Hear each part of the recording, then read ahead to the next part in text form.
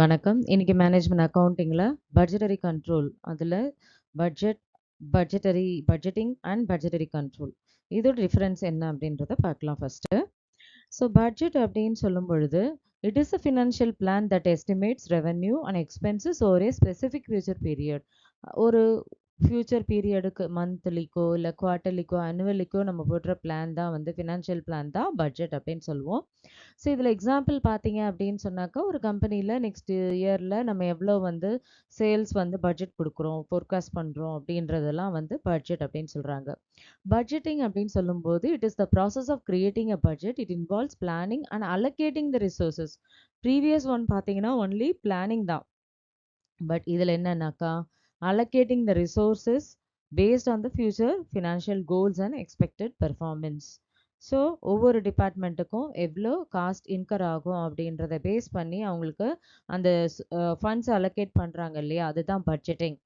அடுத்தது budgetary control அப்படின்னு சொல்லும்போது, it refers to the monitoring, comparing and controlling actual financial performance against the budget. That means இப்போ first one என்ன பண்ணியிருந்தாங்க, financial plan பண்ணியிருக்காங்க.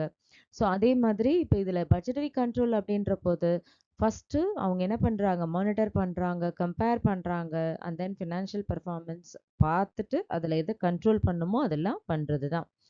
So இதில் வந்து பார்த்தீங்கன்னாக்கா, எல்லாத்தையுமே அதாவது எப்படி ஃப்யூச்சர் காஸ்ட்டை வந்து ரெடியூஸ் பண்ணுறது அப்படின்றத அந்த ஃபினான்ஸ் டீம் வந்து தே வில் அனலைஸ். அதுக்கப்புறமா அவங்க வந்து இந்த பட்ஜெட்டரி கண்ட்ரோல் எப்படி கொண்டு வரது அப்படின்றத பார்ப்பாங்க. ஸோ இதுதான் வந்து பார்த்தீங்கன்னா பட்ஜெட்டிங்க்கு பட்ஜெட்டரி கண்ட்ரோல் இது மூணுத்துக்கும் உண்டான basic difference. Types of budgets பார்க்க போகிறோம். இதில் first sales budget. Sales budget அப்படின்னு சொல்லும்போது ப்ரொஜெக்டட் சேல்ஸ் எவ்வளோ, ஃப்யூச்சரில் எவ்வளோ சேல் ஆகும், அதுக்கு நம்ம வந்து என்ன பண்ணுறது, பிளான் பண்ணுறது தான் வந்து பார்த்தீங்க அப்படின்னு சொன்னால் இந்த இடத்துல வந்து சேல்ஸ் பட்ஜெட். ஓகே, சேல்ஸ் பட்ஜெட்டை பொறுத்த வரைக்கும் யூஸ்வலாக ஃபஸ்ட்டு கம்பெனி என்ன பண்ணுவாங்க, எவ்வளோ சேல்ஸ் வந்து ஃப்யூச்சரில் ஆகும் அப்படின்றத டிட்டர்மைன் பண்ணுறதுக்கோசரம் ப்ரிப்பேர் பண்ணக்கூடிய பட்ஜெட் தான் sales budget. Next production budget. Production budget அப்படின்றது சேல்ஸ் கண்டுபிடிச்சாச்சு, எவ்வளோ கண்டுபிடிக்கல, ஃப்யூச்சரில் எவ்வளோ வரும் அப்படின்னு ஒரு எஸ்டிமேட் போட்டு வச்சுருக்காங்க. ஸோ அப்போ அந்த பேஸ்ட் ஆன் த சேல்ஸ் வந்து எவ்வளோ ஆகும் அப்படின்றதுக்கு ஏற்ற மாதிரி they want to produce the goods. அப்போது அந்த குட்ஸை ப்ரொடியூஸ் பண்ணணும் அப்படின்னாக்கா, அந்த மேனுஃபேக்சரிங் யூனிட்ஸ் வந்து எவ்வளோ ப்ரொடக்ஷன் கொடுக்கணும் அப்படின்றத கால்குலேட் பண்ணுறது தான் வந்து ப்ரொடக்ஷன் பட்ஜெட்.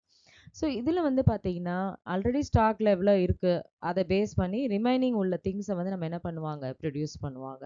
ஸோ அன்னெசரியாக ஓவர் ஸ்டாக்கிங்கும் இருக்கக்கூடாது. அப்போ அதில் ஃபண்ட்ஸ் வந்து போய் பிளாக் ஆகிடும். அதில் லிக்விட் ஃபண்ட்ஸ் இல்லாமல் போயிடும், ஒர்க்கிங் கேபிட்டல் இல்லாமல் போயிடும், கம்மியாகிடும். ஸோ இந்த சுச்சுவேஷனுக்கு தான் they're preparing the production budget.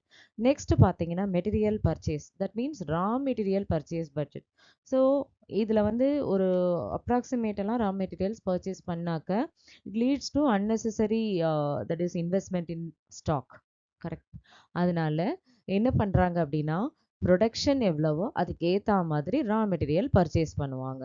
So அந்த ரா மெட்டீரியல் பர்ச்சேஸில் ஆல்ரெடி எதனா ஸ்டாக்ல இருந்தது அப்படின்னாக்கா அதையும் யூஸ் பண்ணிக்கிட்டு ரிமைனிங் திங்ஸை வந்து எவ்வளோ பண்ணணும் அப்படின்றத கால்குலேட் பண்ணுறது தான் material purchase budget.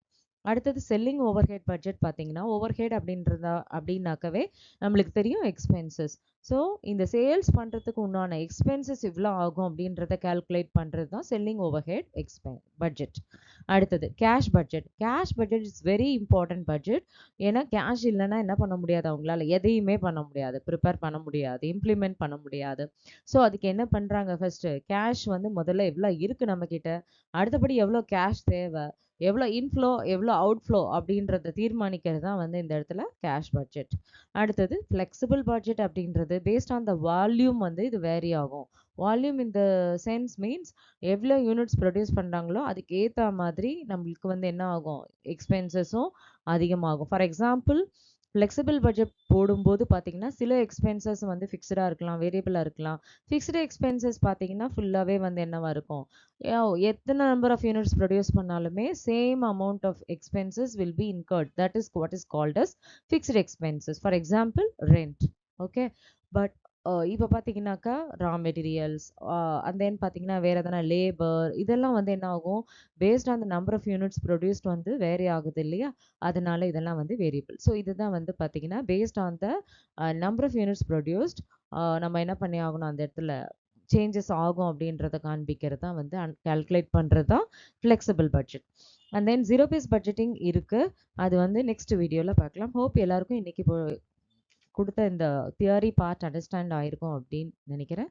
So see you in the next video. Thank you.